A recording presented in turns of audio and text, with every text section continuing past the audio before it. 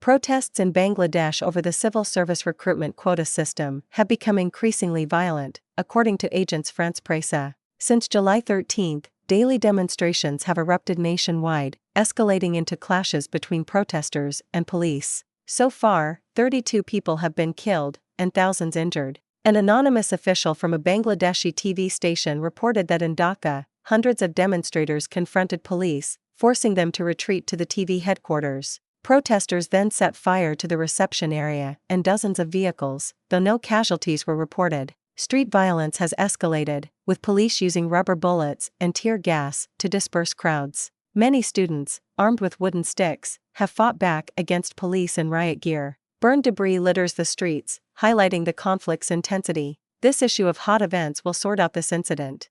Bangladesh court cancels most public office quotas. On July 21, the Appellate Division of the Supreme Court of Bangladesh rejected a lower court's decision to restore the quota system, ordering that 93% of government positions will not have quotas. Prime Minister Hasina's government had abolished the quota system in 2018, but its reinstatement by a lower court last month sparked large-scale student protests. The students opposed the resumption of the civil service quota system, which reserves some positions for veterans' relatives, arguing it would harm youth employment. The protests, lasting several days, left at least 114 dead and thousands injured, with more than half of the deaths reportedly due to police firing. Bangladesh student protests turn into anti-government demonstrations. According to media reports on July 22, protests against Bangladesh's public office quota system have escalated into anti-government demonstrations, with protesters calling for the resignation of longtime Prime Minister Hasina. To prevent further escalation, the authorities have softened their stance on the quota system, deployed the military to suppress protests in major cities, shut down the internet, and extended curfew orders indefinitely.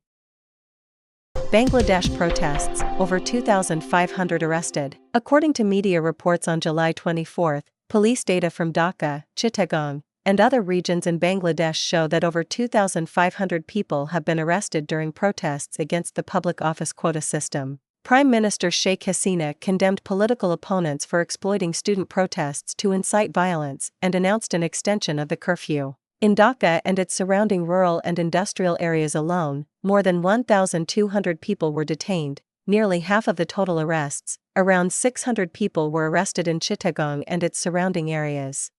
Bangladesh Prime Minister Hasina resigns and leaves the country. On August 5, demonstrations against the public office quota system in Bangladesh intensified. Prime Minister Hasina, aged 76, resigned and left the country. Subsequently, thousands of protesters rushed into the Prime Minister's office to celebrate her resignation. Later that day, sources reported that Hasina had arrived in Agratla, a city in northeastern India, where the Indian government provided her with safe passage. The Chief of Staff of the Bangladesh Army announced that an interim government would be established to manage the country and called for protesters to remain calm. Bangladesh protesters demand Yunus-led government. On August 6, following large-scale student protests sparked by the civil service quota system, former Prime Minister Hasina fled the country, leading Bangladesh to announce the dissolution of parliament. The Bangladesh Army chief stated that an interim government would be established to manage the nation. However, student leaders, using social media platforms, declared they would not accept a military-backed or led interim government. Instead, they called for Nobel Peace Prize winner Muhammad Yunus to take on the role of interim leader. Yunus, 84, later issued a statement expressing his honor at being trusted by the protesters. Yunus is a beloved economist in Bangladesh, known for creating and developing microloan services that support entrepreneurs unable to secure traditional bank loans due to poverty. His work earned him the Nobel Peace Prize in 2006, shared with the Grameen Bank of Bangladesh, which he founded. However, the interim government must first address the immediate crisis. The top priority is to quickly restore order and stabilize the country.